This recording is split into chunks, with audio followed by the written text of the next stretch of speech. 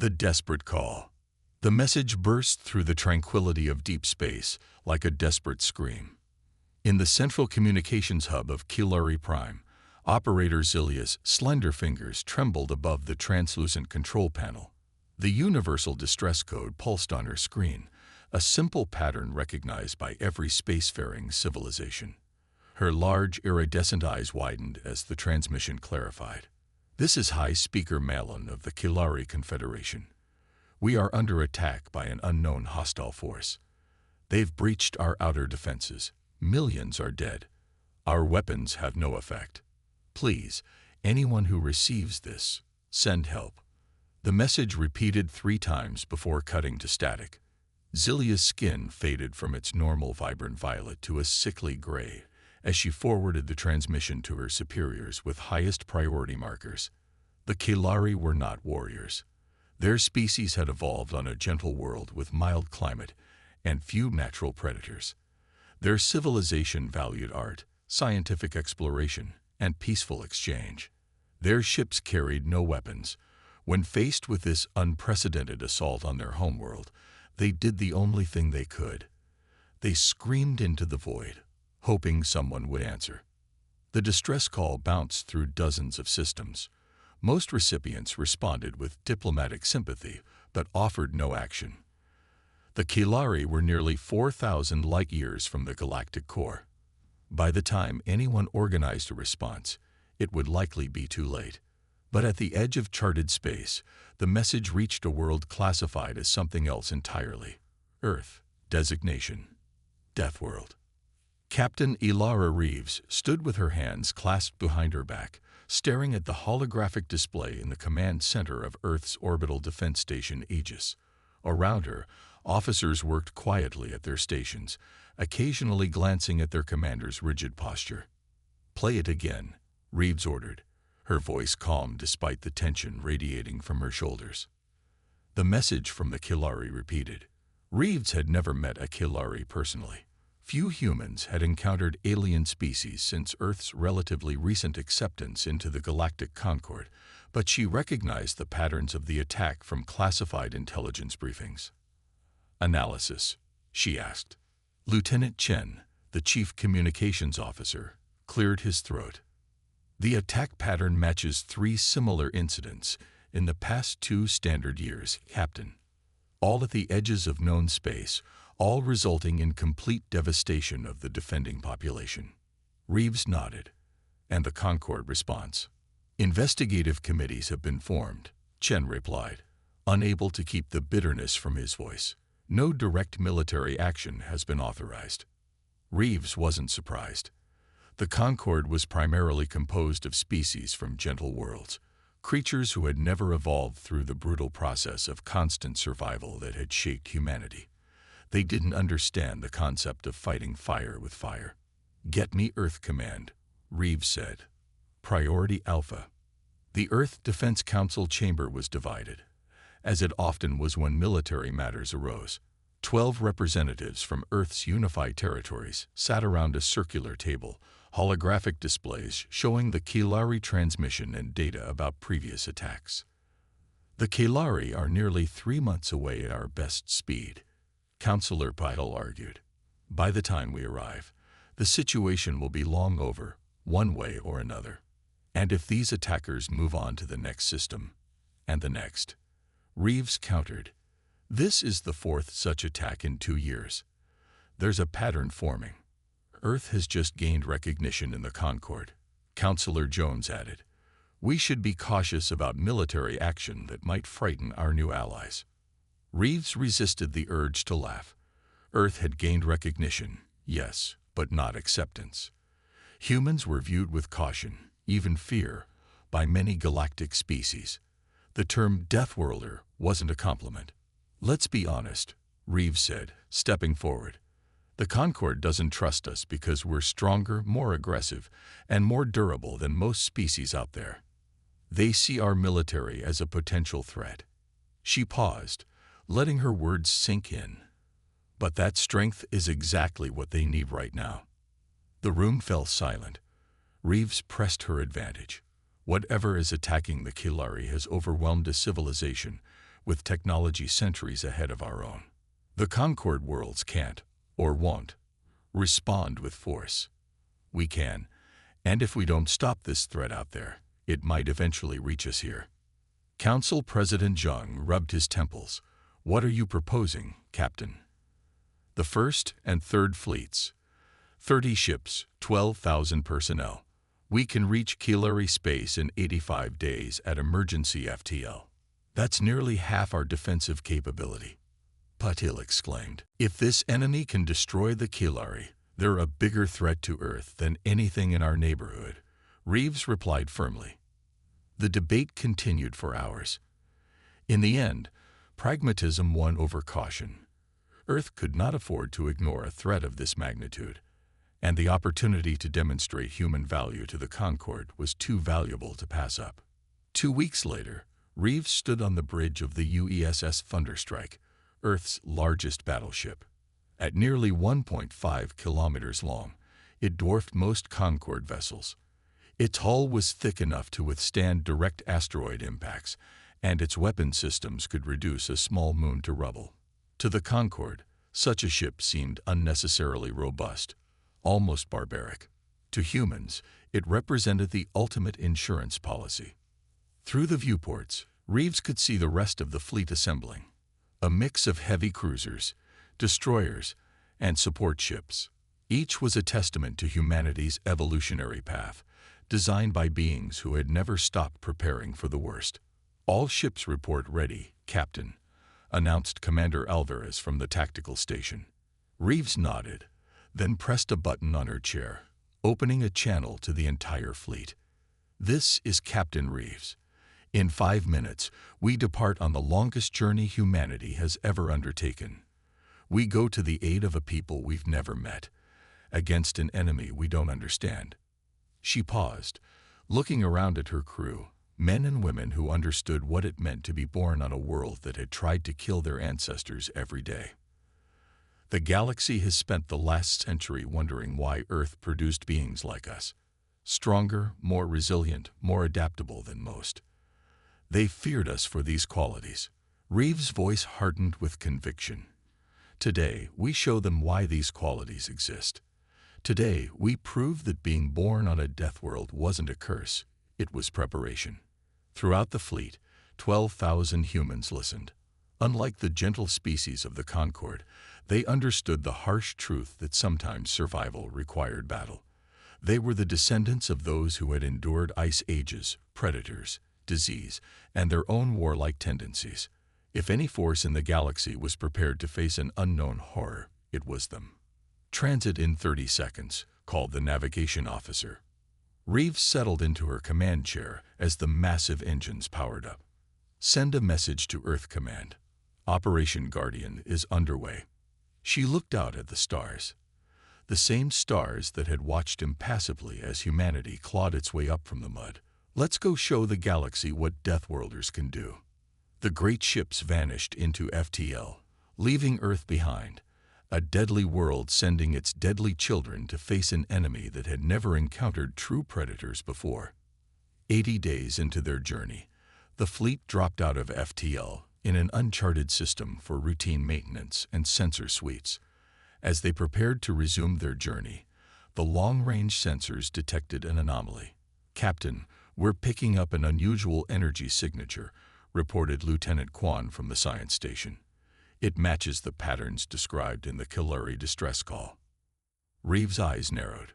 Location: approaching from the system's outer rim. Its small, scout-class vessel, based on its profile. Battle stations, Reeves ordered calmly. All ships to combat readiness, but hold fire until my command. Let's see what we're dealing with. The approaching vessel resembled nothing in the Concorde database. Approximately 300 meters long, it had an organic appearance, like a massive insect with a chitinous exoskeleton. Pulsing lights ran along its hull in rhythmic patterns. They're scanning us, Kwan reported. Energy buildup detected. Unusual radiation pattern. Reeves gripped the arms of her command chair. That would be their weapon charging. Brace for impact. Moments later, a wave of energy washed over the human fleet. On the bridge of the Thunderstrike, several officers winced, pressing hands to their temples. Reeves herself felt a sharp headache bloom behind her eyes. "Status report," she demanded, fighting through the discomfort. "All ships reporting similar effects, Captain," Alvarez called out. "Mild to moderate headaches, some disorientation, but all systems and personnel remain functional." Reeves allowed herself a tight smile. "As we suspected, their primary weapon is less effective against human physiology." She turned to tactical. "Target their propulsion systems. Let's send a message." The Thunderstrike's main batteries fired once. Beams of concentrated energy sliced through the alien vessel's hull, disabling its engines with surgical precision. "They're attempting to redirect power to weapons," reported the tactical officer. "End it," Reeves ordered simply. A second volley struck the alien ship, this time targeting critical systems. The vessel erupted in a series of explosions before breaking apart. In the sudden silence that followed, Reeves studied the debris field. "Open a channel to all ships," Reeves commanded. When the channel was ready, she spoke clearly, knowing her words would define their mission moving forward. "This is Captain Reeves. We have confirmed that the enemy's neural weapons have limited effect on humans. We've also confirmed that our weapons are effective against their ships." She paused, looking around at her bridge crew. "These creatures have been hunting vulnerable species across this sector. They thought they found easy prey. They've never met predators before. Throughout the fleet, humans from Earth evolved through millions of years of survival on one of the galaxy's most dangerous worlds, prepared for battle. What the Concord feared in them would now become their greatest hope." "Resume course to Kilari Prime," Reeves ordered. "Maximum speed. We hunt." The counterattack. The Kilari homeworld hung in space like a cracked jewel. Once a vibrant green and blue planet with sprawling cities of crystal and light, it now bore the scars of invasion. Massive fires were visible even from orbit, blackening entire continents. The hostile fleet surrounded the planet. Over 80 organic ships pulsing with malevolent energy. From the bridge of the Thunderstrike, Captain Reeves surveyed the battlefield. Behind her, a Kilari representative named Solon made a soft sound of distress. "We're too late," he whispered. "No," Reeves said firmly. "There are still millions alive on the surface. Their central cities are holding, but they won't last much longer without help." The captain turned to her tactical officer. "Implement battle plan Avalanche. All ships to assume attack formation Delta." Throughout the human fleet, crews moved with practiced efficiency. The larger battleships and cruisers formed a spear-like formation with the destroyers flanking them as protective screens. The Thunderstrike took position at the tip of the spear. Reeves opened a fleet-wide channel. "The enemy outnumbers us approximately 3-1. They've never faced humans before. Let's make sure they remember this encounter." She paused. "Weapons free. Engage." The human fleet accelerated toward the hostile armée. It was a direct frontal assault, a tactic that horrified the watching Kilari representative. "They can't possibly," Solon began. "But the humans could." The Thunderstrike struck first, its main cannons firing in perfect sequence. Beams of blinding energy tore through the nearest enemy vessel, reducing it to floating debris. The rest of the human fleet followed suit, targeting the largest enemy ships with concentrated fire. The aliens, which intelligence had now designated harvesters, responded immediately, their ships breaking formation to counter the human attack. Waves of neural energy washed over the human fleet, but as with the scout ship encounter, the weapons proved far less effective than against other species. Humans experienced pain, disorientation, and in some cases temporary neural feedback, but remained conscious and functional. "They're adapting," Commander Alvarez noted as the tactical display showed harvester vessels switching to more conventional weapons, energy beams, and projectiles. Reeves nodded. "As expected, now we see what they're really capable of." The battle quickly transformed into a brutal exchange of firepower. Harvester ships moved with surprising agility for their size, But human vessels responded with maneuvers that defied the expectations of both allies and enemies. The heavy human ships rotated and changed direction with precision that conquered engineers had long considered impossible for vessels of their mass. 3 destroyers reporting moderate damage. Alvarez called out, "The Dauntless has lost engine power." Reeves acknowledged the report without taking her eyes off the tactical display. "Order the 5th Squadron to cover Dauntless's retreat and launch the dropships. It's time to get our people on the ground." Commander Jax Kovac checked his powered armor one final time as his dropship plummeted toward the Kilari capital city. Around him, 40 Marines did the same, their faces set with determination. "Remember your training," he called over the squad channel. "Kilari gravity is 0.8 Earth standard. Your jumps will carry you farther. Adjust accordingly."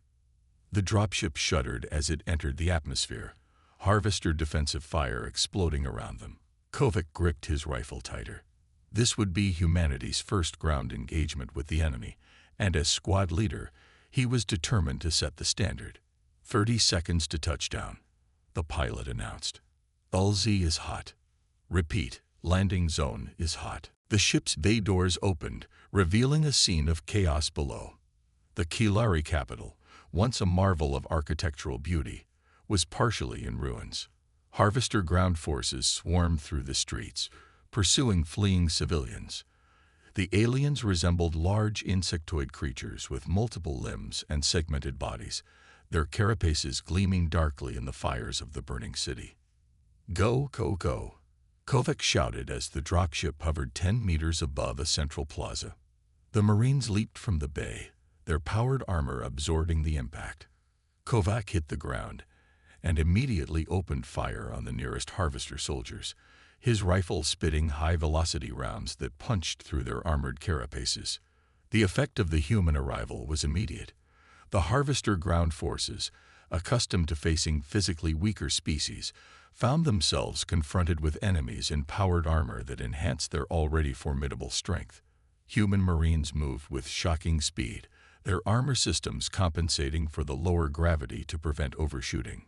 "Squad 2 and 3, secure the eastern approach," Kovac ordered. "Squad 1 with me. We're heading for the central dome. Intelligence suggests civilians are sheltering there." The Marines moved through the ruined streets, engaging Harvester troops at every turn. The aliens fought fiercely but seemed confused by the humans' resistance to their neural weapons, which they continued to employ despite their limited effectiveness. Kovac's squad reached the central dome, a massive structure of translucent material that now bore numerous cracks and impact points. As they approached the main entrance, a group of Kilari defenders appeared, raising weapons uncertainly. The Kilari were tall, slender beings with iridescent skin and 4 eyes arranged in a diamond pattern. They stared at the humans with a mixture of fear and hope. "We're from Earth," Kovac announced, his armor's external speakers translating his words. "We're here to help." The lead Kilari lowered his weapon. "You survived their mind weapons. Our nervous systems are different," Kovac explained simply. "Where are your people?" "Inside. Thousands of them. But the Harvesters are breaking through the lower levels." Kovac nodded. "Show us." As the ground battle intensified, Kovac led his squad deeper into the dome complex. The interior was filled with Kilari civilians, many injured, all terrified. Children with large, frightened eyes watched as the armored humans moved past. In the lower levels, they found what the Harvesters had been seeking. A makeshift laboratory had been set up, with Kilari bodies on examination tables. Some were still alive, connected to strange machinery. "What is this?" Kovac asked, horror evident in his voice despite the armor's vocal filters. A wounded Kilari scientist struggled to explain. "They're harvesting our neural tissue. Not just killing, consuming." Before Kovac could respond, an explosion rocked the chamber. Harvester soldiers poured through a breach in the wall, led by a larger specimen with enhanced armor and weapons. "Protect the civilians," Kovac shouted, raising his rifle. The battle was quick and brutal. In the confined space, the humans' powered armor gave them a decisive advantage. Kovac himself confronted the harvester leader, his armor allowing him to match its strength as they grappled. The creature's mandibles clicked rapidly as it struggled against him. Then, to his surprise, it spoke in a harsh, translated voice. "What kind of hell planet spawned your kind?" Kovac responded by driving his combat knife through a gap in its carapace. "Earth," he answered simply. "And we're just getting started." In orbit, the tide of battle had turned. The human fleet had broken the harvester formation, destroying or disabling nearly 30 enemy vessels. The remaining harvester ships began to retreat, abandoning their ground forces. Captain Reeves watched with grim satisfaction. "Order all ships to maintain pursuit. Don't let them regroup." She turned to Solon, who had observed the entire battle in stunned silence. "Your Concord has been running from these monsters," Reeves said. "We're going to hunt them down." Solon's iridescent skin pulsed with emotion. "You fight like nothing we've ever seen." "We evolved on a world that tried to kill us every day," Reeves replied. "Now we're going to show the harvesters what that means." The captured harvester commander lay strapped to an examination table aboard the Thunderstrike. Its chitinous exoskeleton clicked softly as it struggled against the restraints, designed to hold something 3 times human strength. Around the table stood Captain Reeves, Commander Kovac, and 2 science officers. "The neural interface is ready, Captain," reported Dr. Winters, adjusting settings on a complex device connected to the alien's head. This should allow two-way communication without relying on their translator technology. Reeves nodded. "Proceed." The harvester commander's 4 eyes darted frantically as the device activated. Its mandibles clicked rapidly in what might have been pain or anger. "Can you understand us now?" Reeves asked. A harsh, mechanical voice emerged from the interface. "I understand, Deathworlder." Reeves' expression remained neutral, though the alien's use of the term was telling. "We need information. The location of your queenship and your command structure." The harvester commander's body shuddered in what might have been laughter. "You think to intimidate me? The collective will devour every neural pathway in this sector before the next stellar cycle." Dr. Winters monitored her instruments carefully. "Captain, I'm detecting unusual activity in its neural patterns. I believe it's attempting to self-terminate." Reeves leaned closer to the alien. "Before you die, know this. We've already destroyed half your fleet. We're resistant to your neural weapons. And now we're coming for your queen." The harvester commander's body stiffened suddenly, then went completely limp. But the instruments captured what they needed. "We got it," Dr. Winters confirmed. "Neural patterns, memory fragments, and coordinates. 1 major queenship positioned in the Erebus system." Reeves studied the data on a nearby screen. "Prepare the fleet. We end this now." 3 days later, the human fleet arrived at the Erebus system. At the system's center, orbiting a dying star, was the Harvester queenship, a massive organic structure nearly 15 kilometers in length. Unlike the other vessels, this one pulsed with a sickly reddish light that seemed to distort the space around it. "All ships, battle formation Omega," Reeves ordered. "This is their nerve center, their hive mind. Destroy it, and the rest will fall." The final battle was more desperate than any before. The queenship unleashed weapons of terrifying power, distortion fields that twisted space itself, gravity wells that threatened to crush human vessels, and waves of neural energy strong enough to cause seizures even in humans. But the human fleet pressed on, taking heavy losses, but inflicting devastating damage on the queenship's outer hull. As the battle raged, Commander Kovac led a daring mission. A small team of Marines in a stealth insertion ship, slipping through the chaos to board the queenship directly. Inside, they fought their way through corridors of living tissue, past harvester defenders desperate to protect their queen. When they finally reached the central chamber, they found her. A monstrous being, twice the size of any harvester they had encountered, connected to the ship itself by countless pulsing tendrils. Planet killer charges set, reported Kovac over the comm channel. Detonation in 3 minutes. All teams, fall back to extraction point.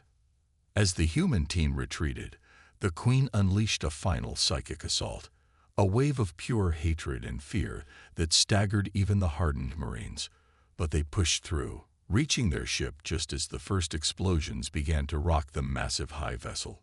From the bridge of the Thunderstrike, Captain Reeves watched as the queenship erupted in a series of catastrophic explosions, its organic structure breaking apart in a display of fire and fractured light.